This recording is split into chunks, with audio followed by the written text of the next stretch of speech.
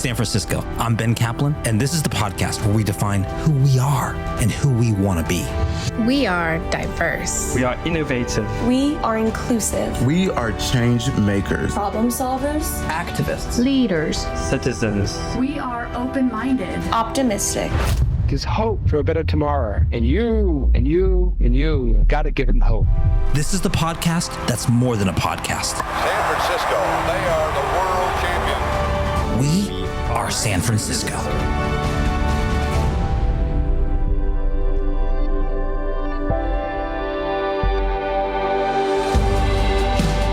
Hey, San Francisco. Today is another installment of our Meet the 2024 Candidates series. Today, we're chatting with Catherine Stefani, who's running for California State Assembly representing District 19, which is the western half of San Francisco and the northwestern part of San Mateo County.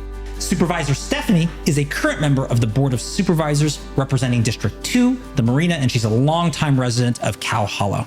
So Catherine, welcome to the show. Thank you. So you had a big day on March 5. I think from a personal perspective, it was, I guess, a resounding success, meaning you were up for two different positions. Of course, trying to qualify for the general election, which you did. You had the most votes, about 60% of the vote for California State Assembly, but also you were the top vote getter in your district for the Democratic County Central Committee, the DCCC. So how does it feel? Was that a relief? Were you surprised at all the support? What is the aftermath of the March elections for you like? Yeah, no, it was a very good night. And I felt, very pleased to see the vote count for the DCCC in terms of the highest percentage with both 80-19 and 80-17. So we felt really good about it and really confirmed for us that our message is resonating with San Francisco voters and San Mateo as well. A lot of people are trying to think about what does this all mean for November in San Francisco? Mm-hmm. And a couple of the narratives are, one, there's these sort of like winds of reform coming, sort of the moderate side would say that. Also, though, there was a little bit of, hey, this is really low voter turnout.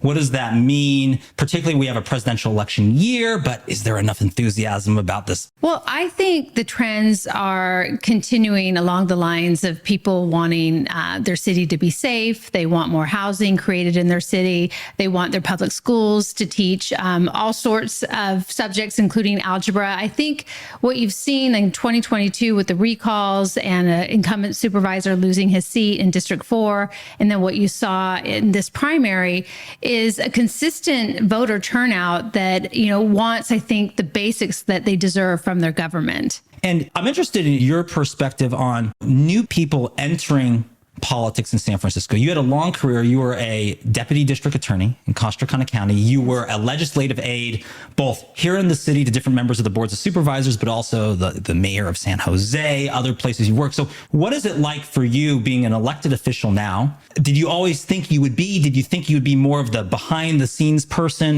What has been that transition been like? Well, I've always wanted to be in office. When I was 16, I entered for my congressman back in Washington, D.C., Congressman Tony Coelho, and I always had visions of being in office, and especially as a woman wanting to represent, women and children and wanting to be that voice and having a seat at the table. So I've always seen myself as wanting to do this and not just be behind the scenes, but for me, being a staffer was such a great education on how to do this job well.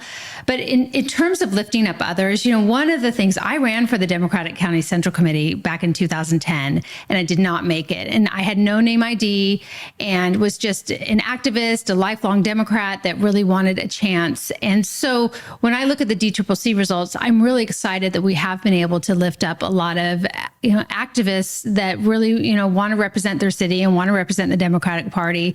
And one of the reasons why I had kind of resisted doing that as an elected official was because I think that when elected officials get in there, they have the name ID, and it makes it harder for people that are just getting into politics to get a place. Meaning this party central committee is sort of like a great way for entry into politics. It's kind of like the farm baseball team before you get to the major leagues to start. But yet at the same time, there's been this battle for control of the Democratic Right. Party in San Francisco, and strategists know that high name ID, which means probably you've ran for something else, you're elected, works in winning. So there's this kind of conflict or tension between the two. Let's bring up the farm team, but let's also Right. like make sure we win and get control. Right. And when they approached me about it, that was pretty much the argument they laid out. Like, we would love you to, lead the slate, and they were right. When you look at how many votes I got and you look at the slate and how well everyone did, I think that I'm really glad I participated in that way. And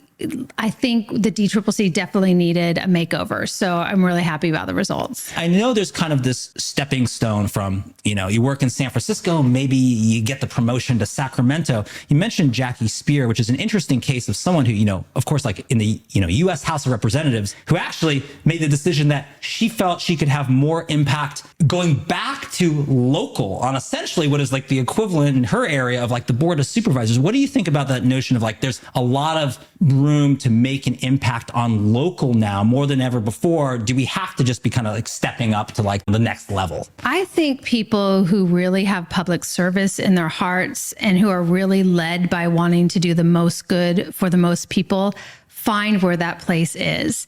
And like in the case of Jackie Spear, she's come home from retiring from Congress and realized there are still things that need to get fixed in San Mateo County. And she still wants to make that happen. She knows that she's, able to do that based on all her experience. So, and that's how I am. I mean, I've never been the type of politician that has to have a certain title after my name. I don't have to be this or be that. My heart has always been, where can I serve, where I think I can do the most good. And I think I've done a lot here on the Board of Supervisors. This opportunity to run for assembly has come up, and I've learned so much in my nearly 30-year career of being a lawyer and a staffer and a department head and a supervisor, that I really think that I could take all of this experience and work at the state level and deliver results in terms of public safety, housing, healthcare. There's so much I've learned and so much I want to do.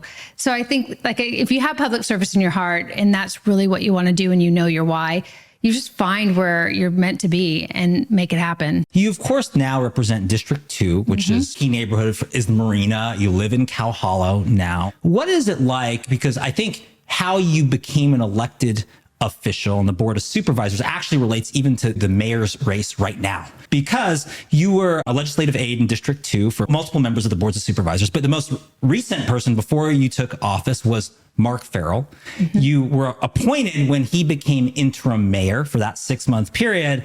And now, of course, he's challenging Mayor Breed. So what is your perspective on all of this? You've known these players. Are you a Mark Farrell for mayor supporter? Well, that, we'll definitely get to that. I have endorsed Mayor Breed and, I have a lot of respect for Mark, and he's, I wouldn't be in this position had it not been for Mark believing in me. And I worked for him for 5 years, and I have a lot of faith in him. So we are set to have a discussion about all of that. So I'll have that discussion with him first. But yeah, I believe in Mark. I believe like I said, he's done a lot for me, and he would make a good mayor. So you're considering changing your endorsement? No, I've endorsed Mayor Breed, and I'm not going to withdraw my endorsement for her. But, this is ranked choice voting, and there's different ways to handle that when you believe in more than possibly one person in a race. One of the things that from the March election that was notable, I thought, was the resounding defeat of Proposition B, which was essentially the votes are still being tallied, but it's like, I think it's like 72.5% against. That was the proposition that would say police full staffing was contingent on a kind of future tax, what opponents of it called it was a cop tax. Right. And you were, I think some of the moderates were surprised by your vote because you voted in support of Proposition B. It went to the ballot on a 6-5 split, in part because of your vote. So what was your feeling? What was your thinking on that? And did it surprise you that voters were so overwhelmingly opposed? No, it was very messy. And it was, not a good piece of policy, really, that went to the ballot. What was problematic about it, because obviously I've been on this board for 6 years and no one has supported law enforcement more than I have. I mean, I started my career in law enforcement as a prosecutor. The problem with the way Prop B was rolled out and how was it rolled out at the Board of Supervisors was that there wasn't a lot of input from many stakeholders, including 911 operators and nurses and those that, that could be affected by a large set aside without a real vision of how you get people in those positions. So my feeling was, and back in, I think 2008, was it, or around the late 2000s, we put something, the voters voted for Proposition S, which basically said that if you're going to do a huge set aside, there has to be a funding source. And just for people watching, a set aside is essentially you've like set money aside that can't be used elsewhere. So it's earmarked there. And the problem is when you have set asides, just generally speaking, it becomes harder to make budgetary decisions, choices, because like this money is off limits. Exactly. And it's a very moderate position to be opposed to set asides. And if you look back at San Francisco's history, you'll see that moderates fought the continued set asides in San Francisco because it does restrict how you can budget. And in San Francisco, we have 22 set asides. That's more than every single county combined. We have this 58 counties in California. I think LA has one, maybe San Diego has one. Set asides are not a good way to manage the general fund dollars. It's just not. And that was my problem with it. I did not believe in taxing people at all for essentially like police services. People think I'm already paying taxes for this. Why should I be taxed again to get this? And it wasn't a cop tax. I mean, that was, that was good messaging for the people who were opposed to it. Definitely they landed well on that messaging, but I was never for a cop tax and never for charging more for the services that I think that we are obligated to provide. And that is something that I have said. But when you look at what's happening, and if you're really trying to solve our police staffing crisis, you have to figure out why people don't want to be police officers. And you have to have a conversation with the POA, which I have done. And you have to understand that over a 10-year period, well, since 2006, the police department was supposed to be investing in a recruitment fund, according to their MOU, to the tune of $250,000 every budget year. And they weren't doing that. They weren't spending enough money on how do you actually recruit members into the San Francisco Police Department. And there's a shortage of police officers that we weren't working to fill. In our current budget right now, we have 300 funded positions for police officers. That money is there in the police department's budget. There's not a lack of funding there for the officers. What there is a lack of ideas on how to get people into those positions. Well, do you think we kind of sat on our hands because, police wasn't really defunded, even though that was the slogan at the time, defund the police? It was just like basically recruitment stopped. And that was a way of sort of strapping police services that is hitting us now. Yeah, well, I think the San Francisco Police Department has not gotten the credit it deserves for all the reforms it has put into place. And I think the way that we talk about policing, we have to be very careful because, what happened to George Floyd was absolutely horrific. And anyone with a pulse and a soul would be opposed to what happened and would want reforms in a police department or would want someone like that punished and never be allowed to be a police officer anywhere again or spend the rest of his life in prison after what happened. I mean, that was just horrific. What we need to do is be in conversation with law enforcement about how do we do better? How do we change the face of policing where we're interacting with the community more and keeping people safe? I mean, that is still something that is necessary in our society. We still need police officers to keep us safe. And our shortage, I think, is really causing a lot of problems in San Francisco. And I think, too, it wasn't just after George Floyd. I think in 2020, they did defund the police by $120 million. Well, and I was the only no vote on that. Well, and of course, Police Chief Scott was hired in part to clean up really the prior kind of police chief that had a lot of issues of excessive force and other kinds of issues. He was brought in for that purpose. Last question I just want to ask you on Proposition B, and then I want to talk about kind of a recent bill you've done now, is just some of the talking points I saw. Of course, a lot of unions that were non-police unions were opposed to the original conception of Proposition V. They ended up supporting the version that was amended because they felt like, hey, this is going to take funding away from us potentially if all this money is set aside for police. And I heard some people say, well, oh, Supervisor Stefani, she's running for office. She needs all of those other union support. That's why she's kind of like acquiescing to those unions because she needs their support right now. How do you respond to that? I saw that talking point circulated. Yeah, I mean, I could see why people would conclude that is very, I don't think it's really a fair assessment, but, I am a supporter of unions. I am a supporter of not just our police department, but other city workers that are very necessary to deliver on public safety issues, like our 911 operators, like our nurses, like other public sector workers. And like I said, the fiscal irresponsibility of a huge set aside when you're setting aside money and you don't even know how to really fill the positions, as you just, very well laid out why it's so hard to even get police officers into these positions. If you're setting all this money aside, that's going to require all these layoffs here because we're entering into a very dismal financial situation, as you know, with the deficits we're facing. You're creating problems where we might have to lay off workers that we actually need. It doesn't mean I don't think that we need police officers. And maybe it was a little bit too narrowly prescribed because we have a lot of, I know you've been involved in creating like Office of Victim Services in the past. There's other emergency services that we need for public safety. Maybe your point is that it was a little bit too narrowly prescribed on just police when actually it should be public safety in a broader sense. Let's just say the set aside wasn't the fiscal way to go about it, nor is a tax the fiscal way to go about it for cops. Nobody landed on the right solution here, but my point was I saw an opportunity for people to finally admit, people that had not admitted before, that we do need minimum numbers of staffing when it comes to our police department. So that for me was a win. And you'll see if you go back and you listen to why Dean Preston and Hillary Ronan did not vote for Prop B and did not want it on the ballot, because they didn't believe in a minimum staffing of police officers. I actually do. So for me, it was a very confusing, very nuanced, hard to explain. People that don't want to really get into the weeds on why someone might make a decision one way probably won't give me the benefit of the doubt. And that's fine. I mean, I still did okay, on March 5th. I feel very okay about where I have been on all the public safety issues and all the incredible public safety votes I've taken in the 6 years I've been on this board, and that I will continue to take support on our law enforcement agencies. So, it's in a way, I think it was too confusing.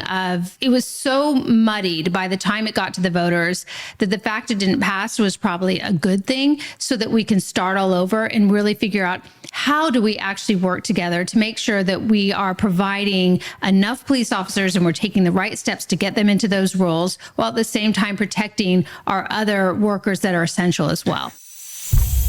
Hi, I'm Ben Kaplan, a passionate advocate for City College of San Francisco, and I'm running for the Board of Trustees. Our college is key to solving our city's toughest challenges, from creating essential worker pipelines to achieving financial security and reigniting enrollments. But we need your help. Donate now to support free tuition and transform City College into a model of educational opportunity. Join us in making a difference. Visit votebenkaplan.com to find out more. Now back to the show. When I talk to up and coming elected officials, particularly actually those who serve in the State Assembly of California, they will say, they're a legislator, so they're proud of the number of laws they've created. They're like, I've created, 22 laws, or I start this session and it's like, I've got my list of 30 things I want to get through, and we're all battling with everyone else. And so because you're an elected official, you take pride in the laws you create. Makes sense. But I wonder, there used to be this movement about sunset provisions in laws, and what that movement said, and it was more popular in kind of like the 1980s, was laws should expire over time, meaning we might just not see something around the corner. This law may become obsolete. I've talked to members of the State Assembly who said, you know what? About half my bills are obsolete now. They're not even needed. What do you think about this idea with all these ballot measures that we should have something that says, hey, after maybe 8 years, 2 supervisor terms, or if it's experimental, 4 years, we should just have it sunset. It goes away because if it's great, we'll renew it. If it's not, we wouldn't have so much clutter in the regulations and rules of San Francisco? I think it really depends on the topic and the subject and what you're talking about. If you look at 1994, Senator Feinstein passed an assault weapons ban in Congress. I mean, and you've been very passionate about sort of gun violence. It's been one of your key topics. Definitely. Yeah. And that had a sunset in 2004. Well, by the time 2004 rolled around, we had a Republican president, a Republican Congress, and they let that lapse. Well, in the context of San Francisco, I mean, you mentioned national issues, but to me, it's like, I don't know, you can agree or disagree, but there's so many rules and regulations. I want to talk about corruption because you've just had a bill about that. But to me, there's so many rules and regulations that give corruption a place to hide. Like basically, if we have slow processes anywhere in the government, there's always someone who can be hired to expedite that process. And that could be a senior level official. That could be a low level official who just happens to have the stamp that approves something. And so the issue I have, and the reason I wonder about sunset provisions in general, is that if we had more of those, like, you know, maybe like housing regulations we have now that prevent housing, that were in there for a different time. And we just need, I mean, we have people on the streets who are unhoused that we just need to do everything we can to get them housing fast. But we have all these rules and regulations. If those would have sunsetted and we could have kept the good ones, got rid of the bad, we might not be in this predicament now. I think we should just pass good laws, and you should just have good legislators who know how to do that. You know, I think the corruption laws that I've passed have been incredible, and we have really done a lot. I can think of 4 huge things that I've done at the board that certainly don't need a sunset date. And those deal with a lot of what happened with Mohammed Nurul. We did a law around pre-qualified contract pools where he would reach into them and be able to pick out his friends. He'd like put his friends, you're saying he put his friends in a pool and then say, oh, this is our pool. And then I grab a friend, and those friends were often paying him thousands or hundreds of thousands of dollars. Right. And I put a stop to that through legislation that we passed, that passed unanimously at the board. And that was after reading about what went wrong there. It was set up so that it was too easy to manipulate. Do I think like something like that needs to sunset? No, that needs to stay on the books forever.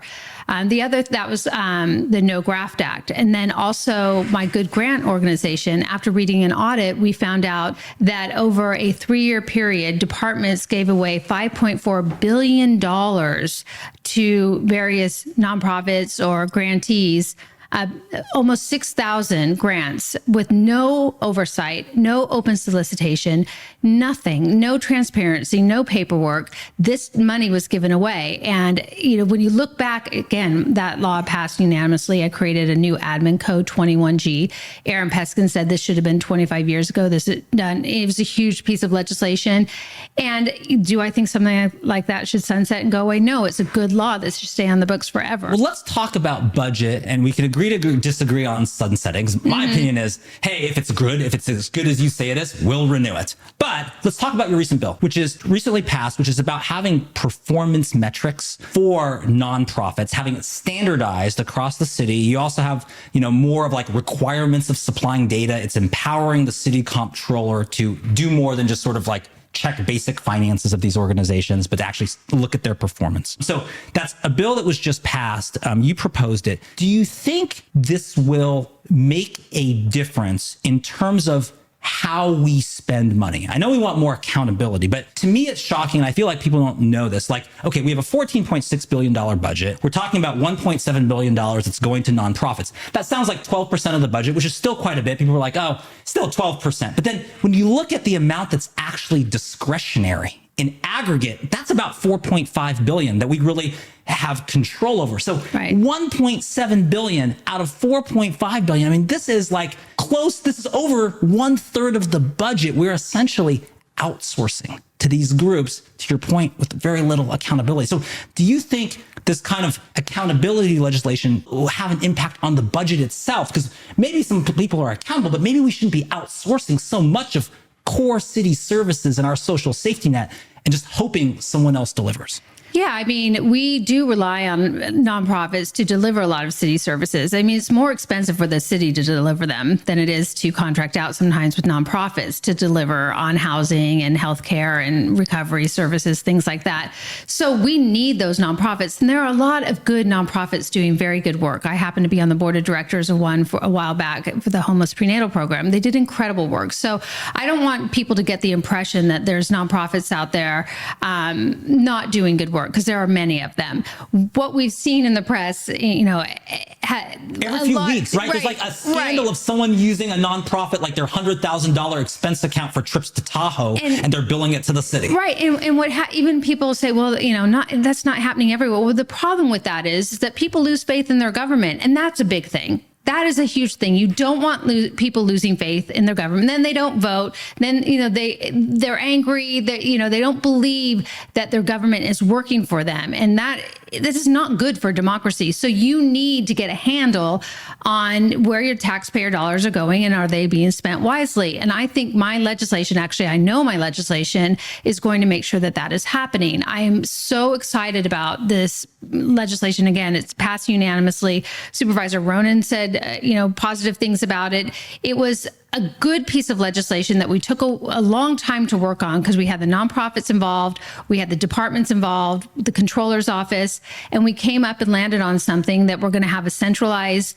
place where we are going to create performance standards and, ways to basically review whether or not the nonprofit is, meeting the mark. I have a couple questions for you about that, because everything you've said makes sense. And I think, to me, tackling corruption or the perception of corruption is like to get confidence back in our city, to kind of get our mojo back. Right. We've got to accomplish this. Definitely. Here's what I worry about, and tell me if you think the legislation goes far enough or if you have a phase 2 in mind. One of them is that I see now lots of city performance scorecards. Like I could go on the city government site and I can see those. And you click around, you can see the scores. I went and looked on homelessness earlier today, and it shows our scorecard on homelessness shows green. We are meeting all standards. And it's like, we sort of gave ourselves an A on the scorecard. And I don't know a single person who says we deserve an A on homelessness in San Francisco, right? Probably the other end of the spectrum. So let's say we make all these scorecards. San Francisco is prolific in providing data, but what do we do with it? How do we have some teeth in this so it's not just a scorecard that gets never used and doesn't mean anything? Well, I think the evaluations on a nonprofit's performance will be public and it will be transparent. And so the public will know whether or not the nonprofit we are contracting with is delivering on the services it is promised to provide pursuant to the contract. So with that information, if the Board of Supervisors continues to invest in a nonprofit that's not delivering, that is bad. That will look bad for them, and they have to get reelected by the voters. So I think this transparency is actually going to be able, to hold a lot of people accountable, not just the nonprofits, not just the departments, but also the supervisors who continue to approve contracts when sometimes that they shouldn't. Like my pretrial diversion contract vote a while back, I was the only one who voted no when they were extending it for 3 years for another $18 million, when we had proof right before us that the information they were giving to us on how they were doing was not true. They were telling us a certain percentage of people were making all their court dates, a certain percentage of people weren't reoffending. It was just made up. There was like someone just wrote a number, or like were they like flat out blatantly lying, or were they just like shading the numbers a certain way? We're not going to count this to make our numbers better. They were looking at data in a 3-month time period instead of looking at it from when the person went on, was on OR on their own recognizance to their trial date. So they weren't aggregating the information in a way that made any sense. And they certainly weren't doing it according to standards. And so we pointed that out. The California Policy Lab actually looked at their data and came up with data that did not match what they were saying. And so it was reviewed. And if you Google it, you'll see the article on it and why I voted no. And so things like that. I mean, when you have information in front of the Board of Supervisors that really makes you want to question the nonprofit and how they're doing, and you have, 10 supervisors still voting yes on that contract, my intention... You want something to point to that says we have something objective to look at. Exactly. And if you're going to vote to support this and they're getting a D in our scorecard, you better have a pretty good reason or people have a right to be mad at you. Right. And now that the controller's office, this, evaluation of their performance will be centralized, I think it will be easier to hold everyone accountable. One of the things with, there was recently Proposition D, which dealt with ethics, that passed overwhelmingly. One of the things I worry about, because I'm like as big a anti-corruption person as there is, but I wonder about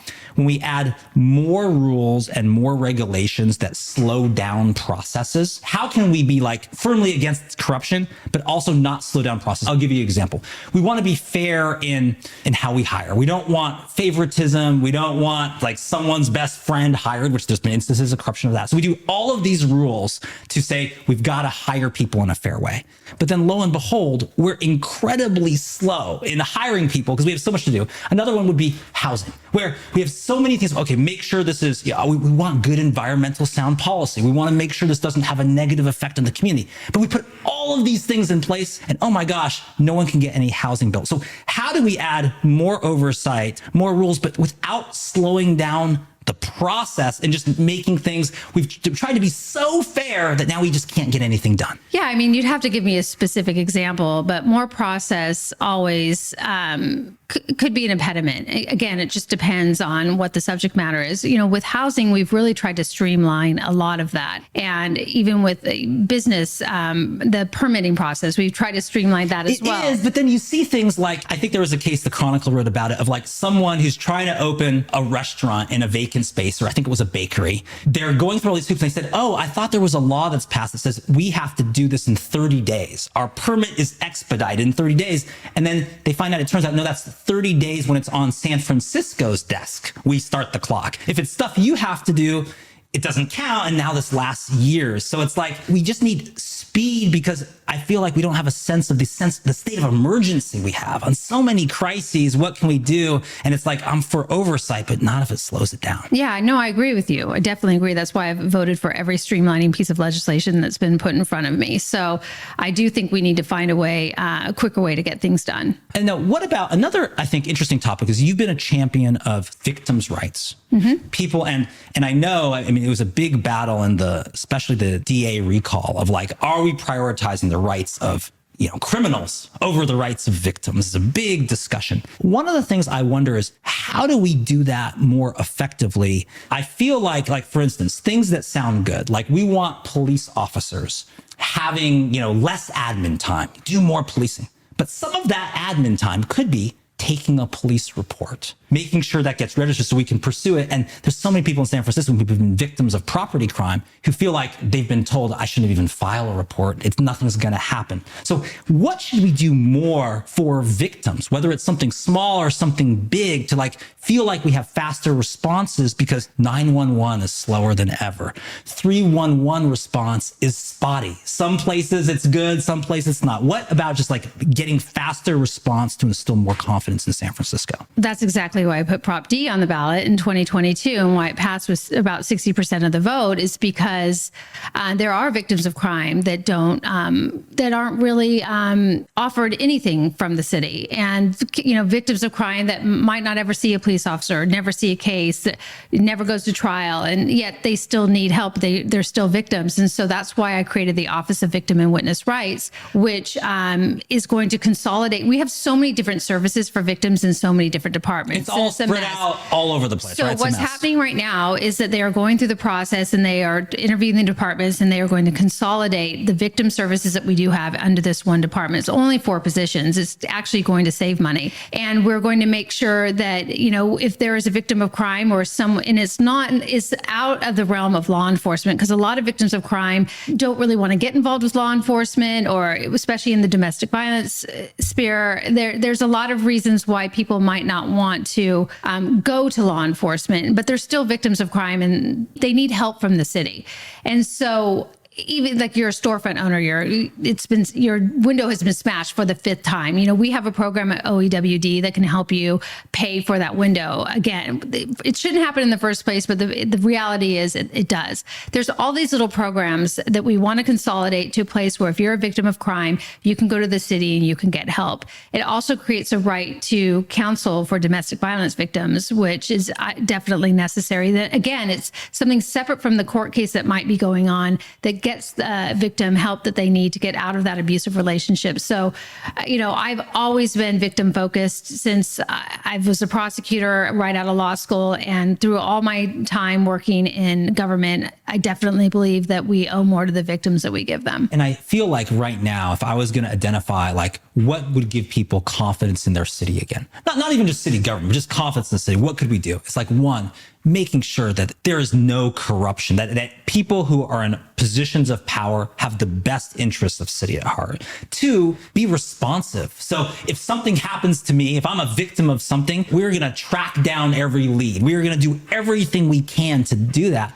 And three, I don't know if you agree with this, but reset the budget. I think I think you've even made the point that like, what are we getting for the money we spend? And it feels like the budget, like the budget debates every year are so incremental. It's like, so like this little program, we want to get this pet program in. Do we just need to like hit the reset button just to feel like, hey, if you're getting $100 million from the city of San Francisco, you've got to requalify. We're starting over. We're justifying everything. Should we just hit reset on the entire budget? Well, I mean, we have, contractual obligations. I'm a lawyer. You can't just get out of the contract that you've signed up with someone. But yeah, I mean, I think that we need to look at things differently. We need to look at people and look at our, those that we're contracting with and ask, are you really delivering on the services that you said you could provide? And a lot of times, and I mentioned this yesterday in an article that came out about my nonprofit legislation, a lot of times people answer an RFP, a request for proposals, and they get into a contract with the city and they say they're going to do this. But then all of a sudden they're involved in that contract and they say, well, we can't do this because we're understaffed. There's a staffing crisis. And my whole point is, don't then say you can do something that you cannot do. Do not overpromise and underdeliver. And again, it's going back to my nonprofit legislation, as you mentioned so well, in terms of us putting $1.7 billion into these contracts and who are delivering vital services. We need to make sure that those that we are contracting can actually deliver the services that they are promising. And I think I like the idea about what you're saying about reset. And I think that's what my nonprofit legislation is going to do, is really reset how we evaluate people who are in those contractual obligations with us. Hey, it's Ben Kaplan here. Want to join our movement to get San Francisco back on track? Attend a We Town Hall event or stop by our popular We Happy Hour meetups. Better yet, join our data team, take the census, or help us audit the city budget. To join the movement, text us at 415-301-6700. That's 415-301-6700. Or learn more at wesanfrancisco.org. You said something, like, hey, it can be less expensive for us to outsource these services to nonprofits who maybe specialize in that. What I wonder, though, is you're supportive of unions. I'm supportive of unions. Are we taking money away from city workers, unionized workers? If we could bring more of this and it's a core service, like, should we be bringing some of that back inside the city and not outsourcing some more, because we could support people who are workers in our city at the same time? Right. Well, no, I am not for, let's just get one thing straight. I'm not for outsourcing union jobs. That is not, we have Prop J. There are many methods in place to make sure that we're not doing that. We depend on nonprofit services to help us deliver. There's only so many city jobs we can have within various departments, and they're delivering on services as well. So it's a combination that needs to work together. Also, some of these nonprofit workers are unionized, and if they're not unionized, I know they're trying to unionize in some of the nonprofits like the Felton Institute and things like that. So, I think we need to find a way to be harmonious in the services we have to provide. We have to understand better, like, what do we really need in the city in terms of the fentanyl crisis? Do we have enough recovery beds? Do we have enough methods and means to get them into the recovery beds? We do not do a very good job, or the departments don't do a very good job in informing us, the legislative branch, on what they actually need us to fund to make sure that we are making a difference out there. And it has been a constant drumbeat since I've been on the board for 6 years, asking the Department of Public Health, how many mental health beds do we need? What type of mental health beds? Locked? What do we need to do to get a handle on this problem? Because we depend on you, department head, or, to tell us what it is we need to spend money on so that we can then make a difference. And a lot of times we get, well, this and that. And you'll see the frustration, not just from me, but my colleagues when we have our treatment on demand hearings and we have hearings on mental health SF. It is so frustrating for us at times to really try to get the information we need to figure out how do we invest it to make a difference. San Francisco, more than 35,000 employees. I don't know the recent, number, 38, 39,000. If we were a company of that size, what surprises me is there's a couple of things we probably wouldn't do. I mean, one, the idea that we would sort of to have a third party or outsource over 1/3 of our budget. When we were that big a company together, it's no, we probably wouldn't do that, number one. And two, if we were a company, there would be this idea of ROI, return on investment. And so I wonder, do we need this idea of citizen or resident ROI? Meaning, if we're going to invest this dollar in this, we better see that we get value of that. And we better do that on a line item by line item basis and make sure we're getting value. And I feel like people are so disillusioned now that they wonder, who is checking this? Who is supposed to be checking that we're getting ROI? Is it Supervisor Stefani on the Board of Supervisors? Is it the comptroller's office? Is it the city administrator? Is it no one? So who actually checks this stuff to make sure we're getting our money's worth? Yeah, I think that goes back to my nonprofit legislation with the comptroller's office. And we did talk a lot about ROI. We talked about a lot in terms of, the money we spend out, what are we getting in return? And are we really then making a difference in the issues that are causing so many problems for everyday San Franciscans, and if we're paying someone to solve a problem, if we're paying someone to really get in there and help people with their substance use disorder, and they continue to provide, well, right now we don't even really know. We don't have a great way of even looking at whether or not they're doing it. And that's what my legislation is going to do, is to really focus on the performance of the nonprofits. We have not done that. In 20 years ago, a report came out that Sophie Maxwell, I think it was 2003, right? So, this report that we need to put, it's almost like she could see into the future, right? Because it's says, if we don't deal with this nonprofit the way we hold them accountable, we are going to have major issues in delivering our social services and our social net, which is, lo and behold, 2024, she was right. She said almost exactly that. Yeah. She really did. She said, if we do not tackle this problem, we are going to have a crisis in our delivery network. We are, and she was right. She saw the future. It was right before her. And I don't know why nobody fixed it until now. And I'm really glad that we did, but I really think it's going to make a huge difference. The controller, our past controller, Ben Rosenfield, agreed. I think we're going to, once this starts getting in place, I think we're going to have a lot of different conversations, and the nonprofits that are continuing to take advantage of the situation, I think those stories are going to go by the wayside because they're going to realize there's not going to be a lot of room to do that anymore. The gravy train is over. You don't feed yourself at the expense of San Franciscans. Right. I have one more serious question for you. Okay. And then I want to just do fun questions and get to know you to wrap up. Okay. And the last serious question for you is that when I think about corruption, really, you mentioned Mohammed Nuru. It's probably the most egregious case of someone who's the head of public works accepting essentially millions of dollars in bribes. I think about, hey, if we said there's a company that was bribing Mohammed Nuru with millions of dollars, and we said, we're going to keep them around. And then we said there's a company that after bribing essentially overbilled San Franciscans for $90 million more. I think you know who I'm talking about in a second. Yes. And they're still going to be around. And in fact, they have a monopoly on trash and sanitation services in our city, and we're just going to keep that there. People would say, you're crazy. Why would you do that? And of course, I'm talking about recology. Why does no one talk about that anymore? Because I think it's one of the most egregious examples of corruption, and they're just kind of almost, it feels like got a slap on the wrist. Well, it did go through a court process where they had a settlement, and they're under the guise of that settlement in terms of what they can and cannot do and how much they had to reimburse the city. And, when there's only one person to do the job, I guess hopefully through this, last lawsuit and what they've learned, they're going to do it better. We just actually had a contract that was going to be covered by Allied Waste, and I believe that they've now pulled out. So, we're in a situation where it leaves us with having to, put that contract out on the market again. So we'll see. I mean, I don't know how you solve for, you're talking about recology.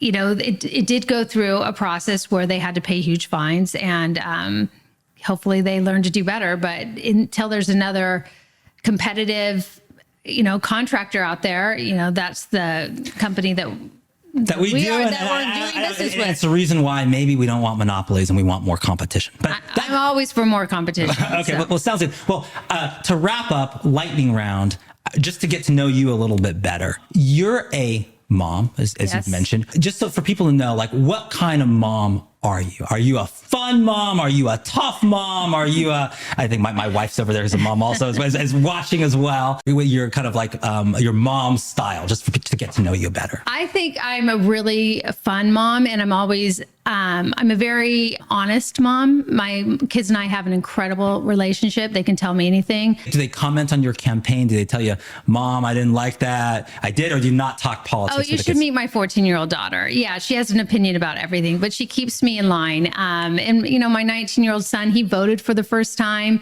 and he voted for Mom, and that was very nice. But I think that I'm most proud of so far in this world are the kids that I've raised. I'm a very good mom, and I love my kids beyond comprehension.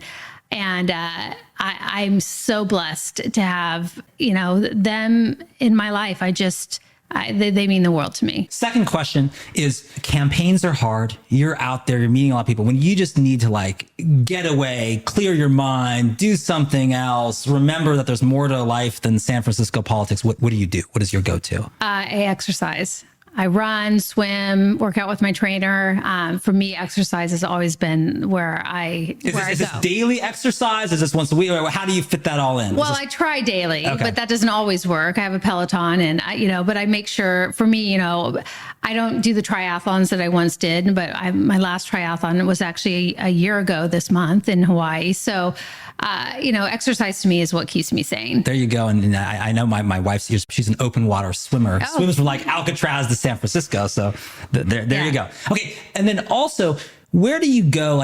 You can't spend more than $20. A treat in the city, a restaurant, your kind of go-to, you got to pick up something fast. You got $20 to spend. Any recommendations of go-to places in San Francisco? For what type? For a lunch, a snack, a dinner, a treat, anything else? Well, on Union Street, I love Italian homemade. I mean, I'm Italian, and it has incredible pasta. You can get a pasta there for less than $20. It's one of those ones that's more casual style. You get at a fancy restaurant, but more casual. You order at the counter. Yeah, yes. Definitely. And Joe Gelati on, if you like gelato. I'm going all full on Italian here, but my daughter and I swing by there a lot. We get gelato there a lot. So that's less than $20, but, okay. And then final question, you have out of town visitors. They come to San Francisco. It's not the normal, go see the Golden Gate Bridge kind of thing, but hidden gems in San Francisco. Any recommendations you make or to our viewers and listeners about something you got to experience in San Francisco that's maybe off the beaten trail? Off the beaten trail. Well, I'm lucky that I live right next to the Presidio, and I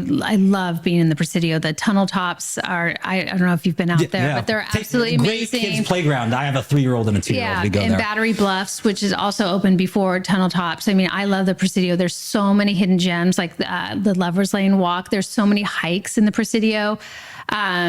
So there's so many. Japantown I love. I lived in Japan for a year, taught English there right after college. I love going to Japantown. Hajimemashite, Kaplan desu. Oh, sumimasen. Watashi no nihongo wa jouzu de wa arimasen. Okay. Our Japanese viewers will correct us on our horrible pronunciation. Exactly. But yes. Well, and have you had a chance to explore Sacramento? If that's going to be maybe starting next year where you hang your hat, have you had a chance to explore, and how are you going to do? Are you going to commute back and forth? How are you going to do that? Well, I got to get there first. Okay. Knock on wood. I'm Italian and very superstitious, but we have a race to win. And so I love Sacramento though. I went to law school there. My mom lives in West Sac. 2 of my sisters live in West Sac. So Sacramento is where where I have a lot of family members. So I have a room at my mom's house. Okay. So I have a place to stay. And, I take the train a lot. I love Amtrak. I love the Capitol Corridor. I'll be from Monday through Thursdays for 6 months out of the year. Whether or not I'm commuting back and forth will depend on what's going on with my daughter. She was actually, when I told her there are actually, months out of the year where I won't be in Sacramento, she was somewhat relieved, but then somewhat bummed. Okay. She's like, oh, great. Okay, she's at that age. Yes. No, I'm kidding. But, so we'll see. We'll play it by ear and see how it goes. But I'm lucky that I have a place to stay. And then I get to spend this time with my mom, especially because for a long time, my mom, and I'll share this personal thing because it's one of the things that makes me tick the most, is that my mom was in a very abusive relationship for 41 years. And this is why domestic violence for me is something that I care so much about. And so for my mom to be single at 76, living with one of her daughters, and someone I get to see much more than I ever did when she was isolated from us, is such an incredible gift. And the fact that I might be able to spend more time in Sacramento with my mom is, for me, just something I really look forward to. What is her opinion of your rise in politics? Is she a proud mom? Yes. Her nickname for me is MM, which means Mighty Minnie. Okay. Well, there you go. Thank you, Supervisor Catherine Stefani, candidate for State Assembly for District 19. And is it just your mom? Am I allowed to call you Mighty Minnie? I don't know. We'll talk to my mom. We'll talk to your mom. She might have the corner on that nickname. Thank you so much for joining us on We Are San Francisco. Thanks, Ben. Okay, thank you. Thanks.